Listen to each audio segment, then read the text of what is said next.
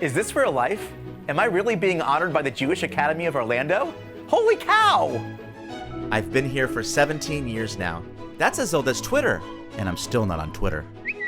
But 17 years, and I still love working with these terrific kids, helping them learn about music in my own fun and unique way, also performing for community events and for holiday programs, and on big stages like the Orlando Solar Bears and the Orlando Magic and even the Orlando Philharmonic. I even get involved with course subjects, taking things like science presentations and turning them into cute little musicals. And then there's this. Our Too Cool for School After School Chorus. And our magnificent Choir Chimes Ensemble.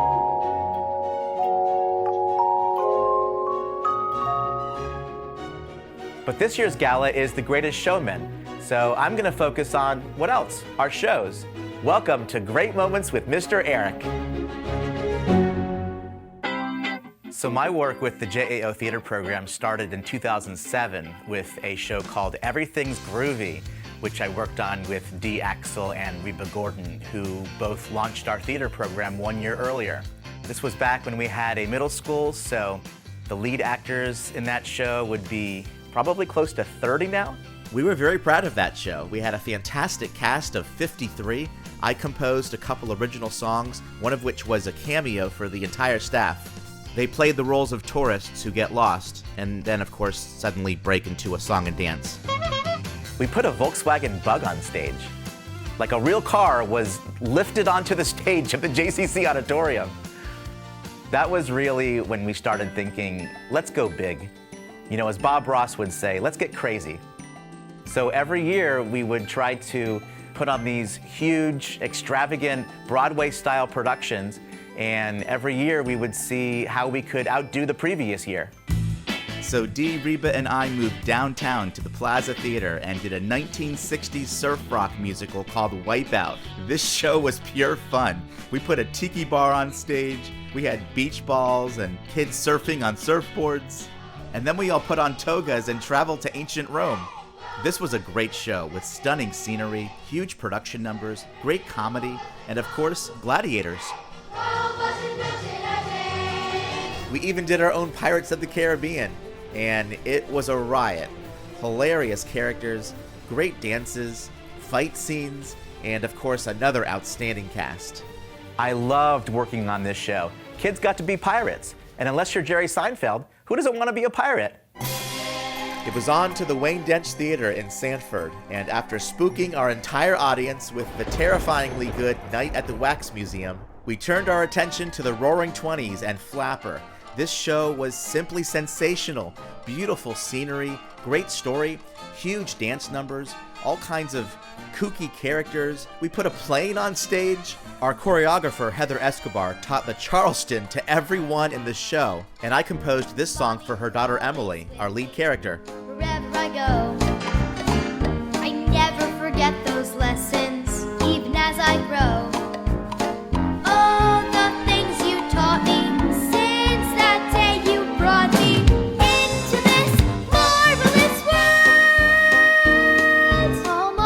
We did a fabulous production of Annie, and I have lots of great memories of that one, but one in particular really stands out, and I'll never forget.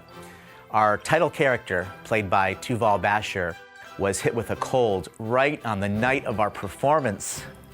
She had very little voice, very little energy, and her throat was killing her. And she easily could have asked us to replace her with her understudy. But this strong and determined kid, who was now a soldier in the Israel Defense Force, just stuck out her chin and grinned and gave everybody goosebumps.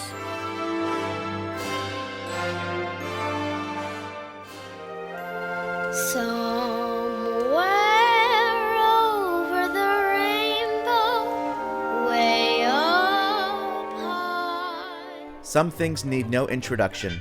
The Wizard of Oz was truly a spectacle.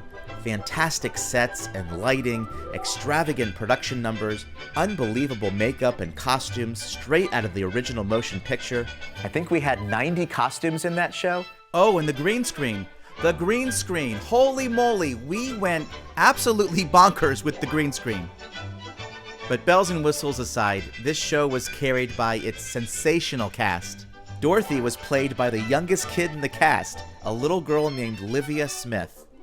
I remember her audition, and she was nervous, but I saw so much potential in this kid, and I knew she was Dorothy, and I could barely contain my excitement. I remember our head of school said to me, "Eric, are you really planning to give the leading role to a 4th grader?" And I said to him, "She's not giving me a choice." Suddenly the hinges started to unhitch. Just then, the witch, to satisfy an itch, went flying on a broomstick, thumbing for a hitch. Seussical the Musical, our first elementary school play, and it looked anything but. The costumes, the props, the colors. I think Bonnie Sprung is still painting. Everything ripped straight from the Dr. Seuss books. And the makeup, holy kangaroo, the makeup. That was like Halloween Horror Nights makeup. We had AEO Studios bring their team of makeup artists, and they created custom molds for the kids' faces. Every element of that production just blended together beautifully, and the whole thing was just a feast for the eyes.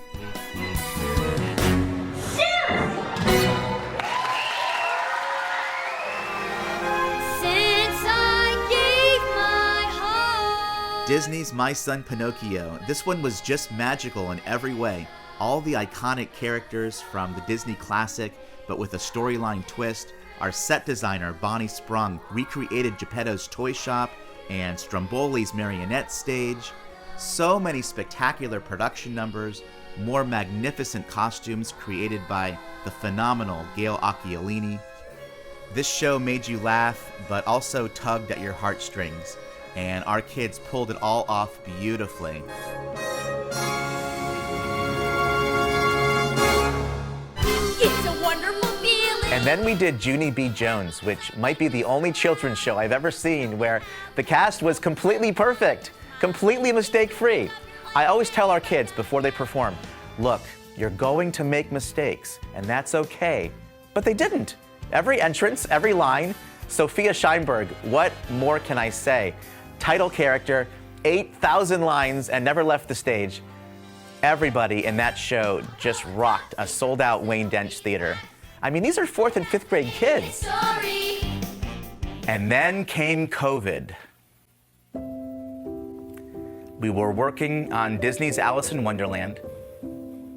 And as you know, the world suddenly stopped, which meant we stopped. And we were nearly finished learning our show. Even our costume designer had already made most of the costumes. And after a few months of no practices or even school as we knew it, we weren't sure if we'd ever return to it. And while there were clearly much bigger problems in the world, I had 30 kids asking me when we were going to perform Alice in Wonderland. So we tried Zoom rehearsals, and that was interesting.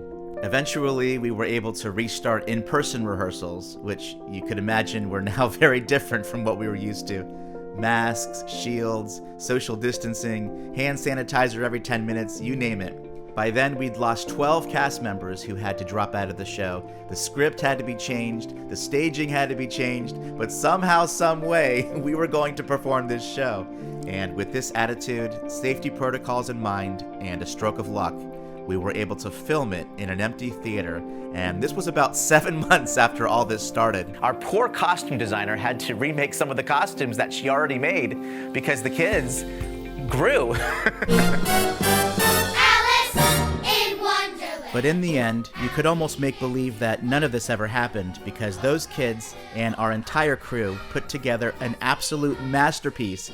Gorgeous scenery, unbelievable costumes. We blended the COVID masks into their facial makeup. It was insane. And then there was the totally cool use of green screen.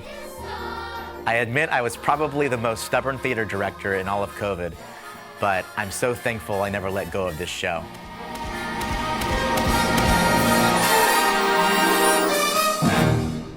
And then we tried something that was truly out of this world.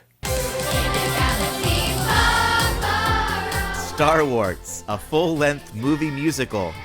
If COVID was gonna force us to make another movie, we were really gonna make a movie. And this thing was completely nuts. Shot entirely on green screen in our school lunchroom.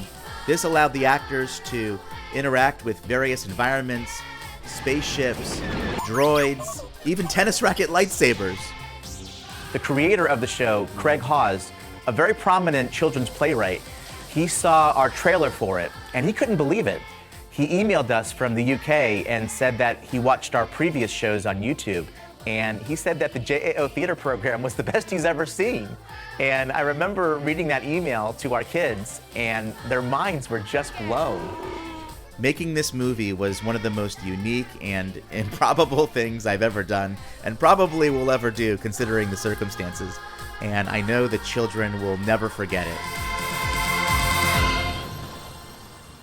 In closing, our theater program has had so many talented kids come through it, some of whom have even gone on to musical careers. In fact, one of them, Tony Marino, just recently made his Broadway debut in the Book of Mormon. But I also believe every student that has come through our theater program, not just the Tony Marinos, but for everyone. Theater helped develop their self-confidence, their public speaking ability, their concentration. It helped develop their creative expression. They learned about teamwork, and they learned how to be responsible. And this is where I'd like to think I've made the biggest impact.